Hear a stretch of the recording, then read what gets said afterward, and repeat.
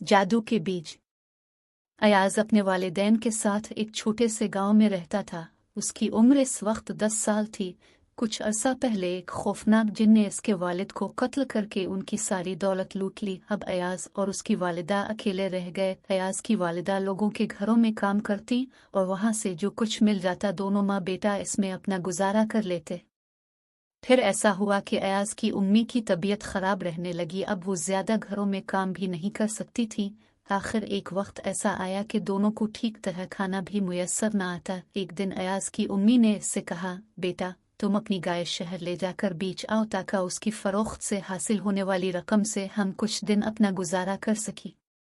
अयाज ने सादतमंदी से जी अच्छा अम्मी जान कहते हुए गाय की रस्सी खोली और शहर की जानिब चल दिया।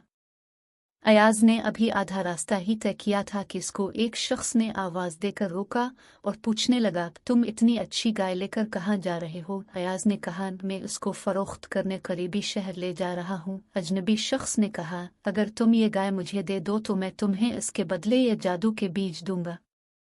अयाज ने पसोपेश की तो अजनबी बोला, मैं यकीन दिलाता हूँ कि तुम गाय के बदले जादू के बीज लेकर बहुत फायदे में रहोगे। अयाज ने इस शख्स को गाय की रस्सी पकड़ाते हुए जादू के बीज अपनी मुट्ठी में दबा लिए और घर की तरफ भाग खड़ा हुआ।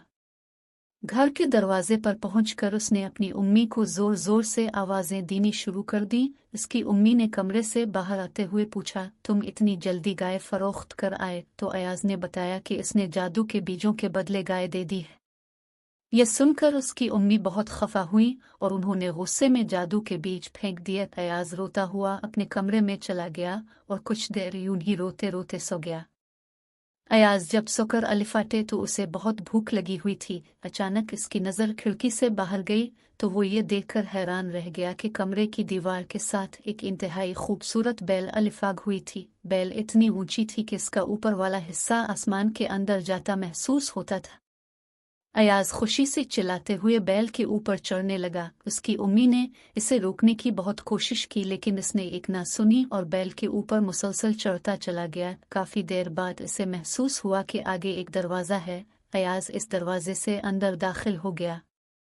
अचानक एक बहुत बड़े हाथ ने अयाज को अलिफाटे लिया और गरजदार आवाज आई, लड़के तुम कौन हो? यहाँ क्या करने आए हो? आवाज सुनकर अयाज डर गया और खौफजदा अंदाज में कहने लगा, मेरा नाम अयाज है, मैं बहुत थक गया हूँ और मुझे भूख भी बहुत लगी है। क्या तुम मुझे कुछ खाने के लिए दे सकती हो? वो बहुत बड़ा हाथ दरअसल जिनकी बीवी का था। जिनकी बीवी बोली, खबरदार आहिस्ता बोलो, मेरे खावंद को इंसान पसंद नहीं, वो उन्हें देखते ही खा जाता है। ये कहकर उसने अयाज को डबल रोटी और जाम खाने को दिया।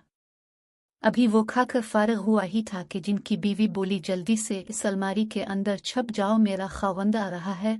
अयाज भागकर अलमारी के अंदर घुस गया। जिन ने कमरे में दाखिल होते ही जोरदार आवाज में कहा, घी घी घी, हा हा हा, हो, मुझे इंसान की बाव आ रही है, जल्दी बुलाओ, किधर है वो? मैं इसको खा जाऊंगा, मुझे बहुत भूख लगी है। जिनकी बीवी बोली, सरताज आपको कभी कभी वहम होने लगता है, हमारे घर कोई इंसान कैसे आ सकता है? और हाँ, खाना तैयार है, मैंने मेज पर लगा दिया है, अब सुकून से खाना खाएं। खाना खाकर जिन ने कहा, बेगम जरा मेरा खजाना लेकर आओ, मैं उसे देखता हूं तो मुझे बहुत खुशी होती है। मैं सोने से पहले अपना खजाना देखना चाहता हूँ। जिनकी बीवी खजाना लेकर आई तो अयाज ने अलमारी के अंदर से झांक कर देखा और हैरान रह गया, क्योंकि खजाने के इस ढेर में सोने चांदी के वो सके भी थे जो जिन ने उनके घर से लूटे थे। कुछ देर बाद जिन गहरी नींद सो गया तो अयाज ने सोचा, मौका अच्छा है, अब अलमारी से निकलना चाहिए। ये सोचकर वो अलमारी से निकला और तेजी से इस मेज की तरफ गया जिस पर दौलत का ढेर लगा हुआ था। अयाज ने जल्दी जल्दी सारी दौलत थैले में भरी और भाग खड़ा हुआ। अचानक इसका पांव रास्ते में पड़ी किसी चीज से टकराया। खड़कने की आवाज सुनकर जिनकी बीवी ने इसे देख लिया और आवाज दी, ओ लड़के ठहर, ये दौलत कहाँ ले जा रहा है? बीवी की आवाज सुनकर जिन भी बेदार हो गया और लड़के के पीछे भागने लगा। अब अयाज तेजी से भागते हुए बैल तक आया और नीचे उतरने लगा। जिन मुतवातिर इसका पीछा कर रहा था, लेकिन भारी जिस्म की वजह से इसे नीचे आने में दुश्वारी पेश आ रही थी। और वो अयाज से काफी पीछे रह गया था। घर के करीब पहुंचकर अयाज ने अपनी उम्मी को आवाज दी, उम्मी उम्मी जान, जल्दी से कुल्हाड़ा लेकर आए। अयाज जब जमीन पर पहुंचा तो जिन अभी काफी ऊपर था। उसने जल्दी से कुल्हाड़ा लेकर बैल का तना काट दिया। जिन जोरदार आवाज के साथ मुनकिबिल जमीन पर गिरा और मर गया। अयाज और उसकी उम्मी को उनकी दौलत वापस मिल गई। अब वो दोनों हंसी खुशी रहने लगे।